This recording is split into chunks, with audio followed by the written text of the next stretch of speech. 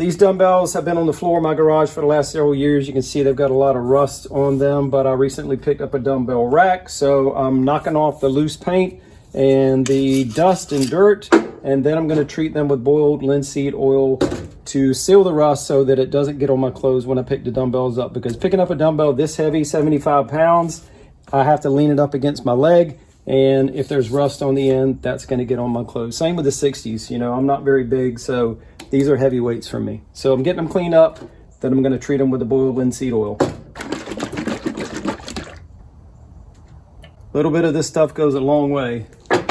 And tonight, I'm only going to do the bottom sides of the dumbbells because it takes 12 to 18 hours for the linseed oil to dry. So tomorrow afternoon, when the bottom sides are dry, I will flip the dumbbells over and we'll do the rest.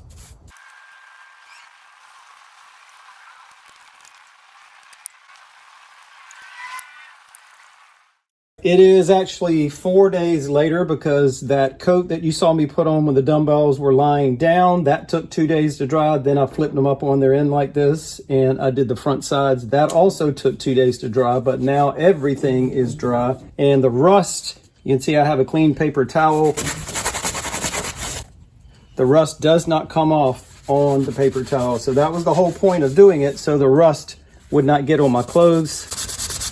And you can see how clean that paper towel is. So boiled linseed oil does work to seal rusted metal. It will stop the rust. And in my case, to protect the rust from getting on my clothes, like I've said several times. Make sure that you use boiled linseed oil and not regular linseed oil, because the boiled linseed oil has been treated. It has an ingredient added, usually naphtha, I think it is, to help it dry faster. And also be very careful with the linseed oil. Follow all the warnings and precautions, especially if you use a rag to apply it, because once that rag or rags are saturated with the linseed oil, if you store them in a pile, that can generate heat and cause spontaneous combustion. They can catch on fire, basically. So read the directions, follow the warnings and precautions. And there's also one other thing that you could use, Penetrol, which is what this is. It's an oil-based paint additive. I have several videos showing how I use this to recondition faded black plastic trim on vehicles. And it costs about the same as boiled linseed oil, and the Penetrol actually dries faster, but I didn't have any Penetrol left in this can.